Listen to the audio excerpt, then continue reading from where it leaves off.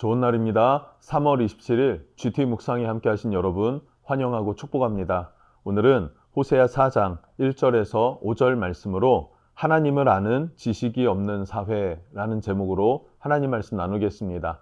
본문 말씀 함께 읽어봅니다. 제4장.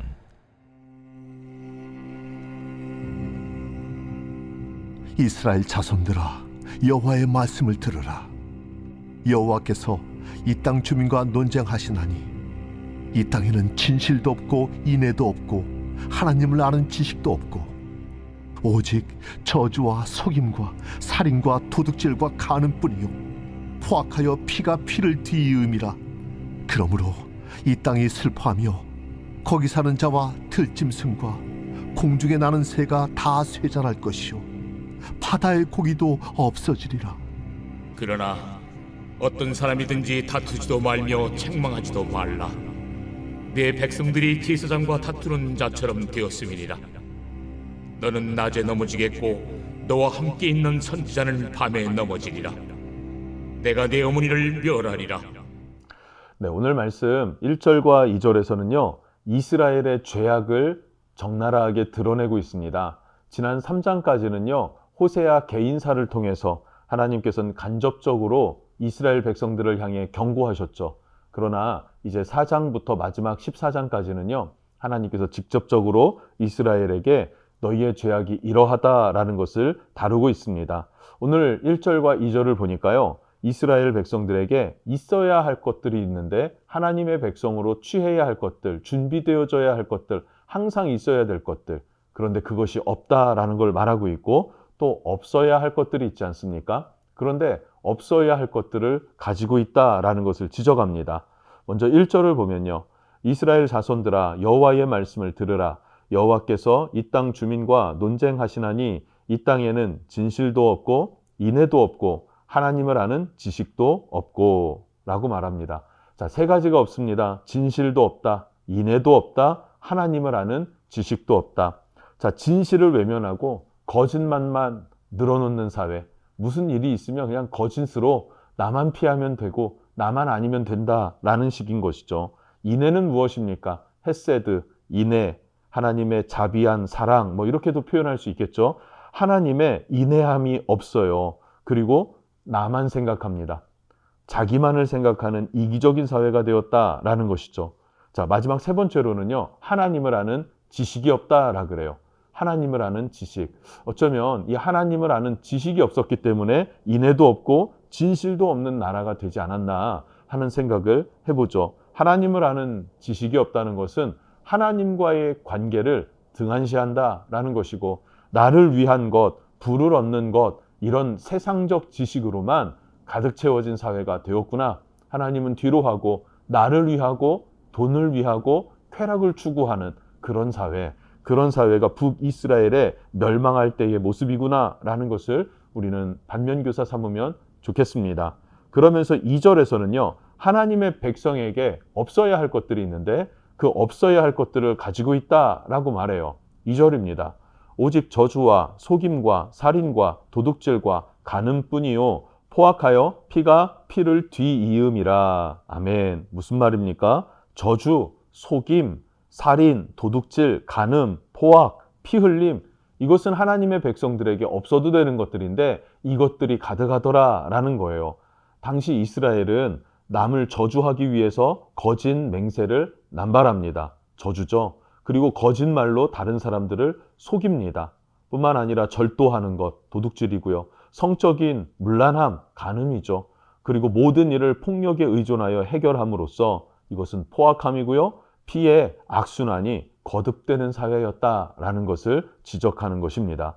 여러분, 이것은 하나님의 백성의 본 모습이 아니에요. 그런데 하나님의 백성의 본 모습이 아닌데 잘못된 모습으로 뒤죽박죽 되어져 있는 것, 그 이유가 무엇인가? 하나님을 아는 지식이 없어서이다 라는 것을 말하는 것이고, 그래서 죄를 지은 결과가 어떠냐? 3절 말씀을 보면요, 땅과 들짐승, 공중의 새와 바다의 물고기까지 다 쇠잔해질 것이다 이렇게 말하고 있습니다.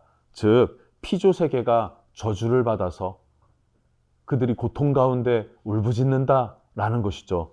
그래서 로마서 8장에서 사도 바울은 이런 표현들을 합니다.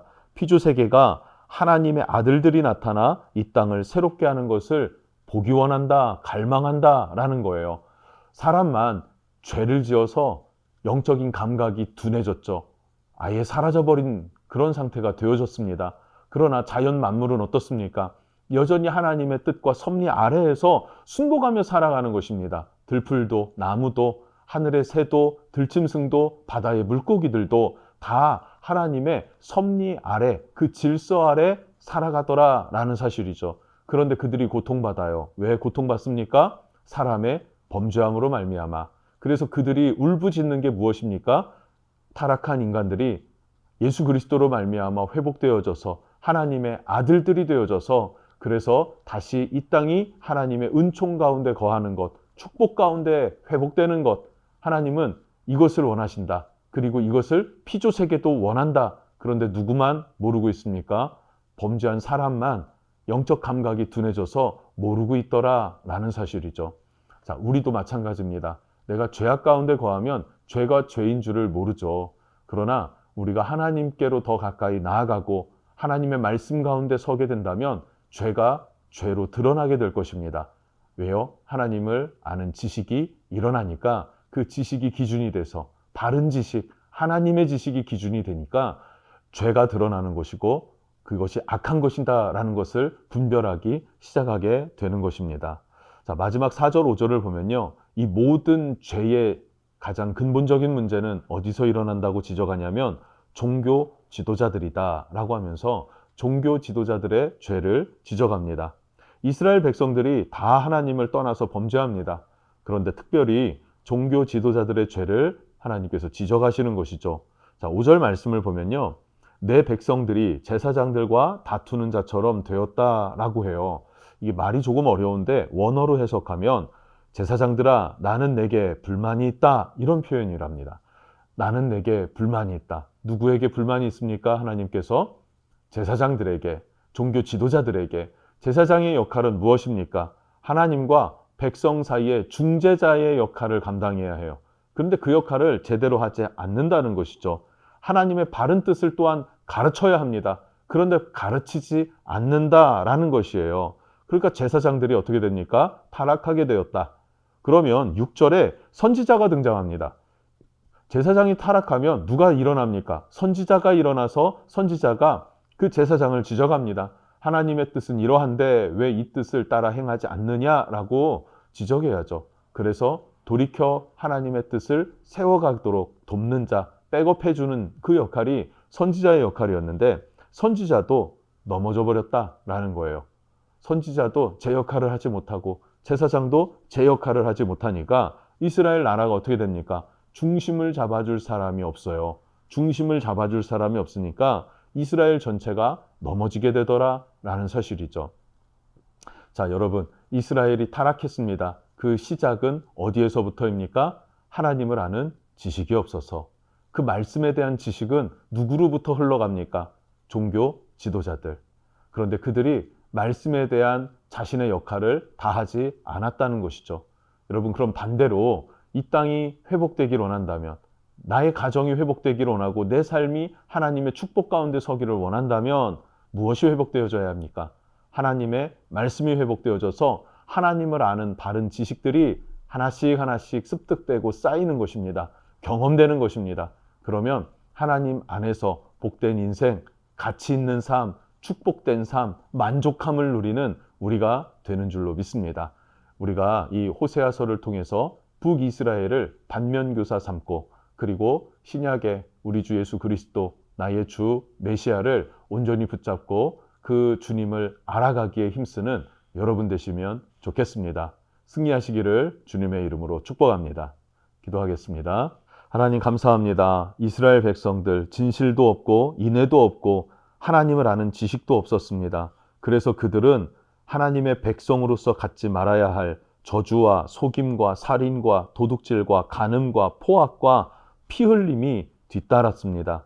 하나님, 우리의 인생에 하나님 아는 지식이 없다면 진실도 왜곡할 것이고 하나님의 인애하신 그 사랑과 자비와 은혜를 우리는 기억하지 못할 것입니다. 오직 저주 속에서 그리고 속이고 살인하고 도둑질하고 간음하고 포악하고 피 흘리는 그런 인생으로 전락하게 될 것입니다.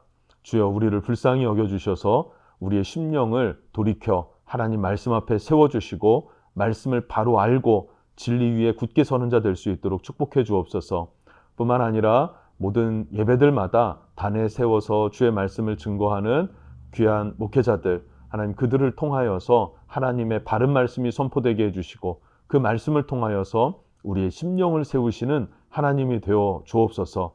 그래서 이 시대에 다시 한번 하나님의 나라의 부흥을 보기를 원하고 아버지의 뜻이 하늘에서 이루어진 것처럼 이 땅에서 이루어지는 것을 보기를 원합니다. 성령께서 인도하시고 주관해 주십시오.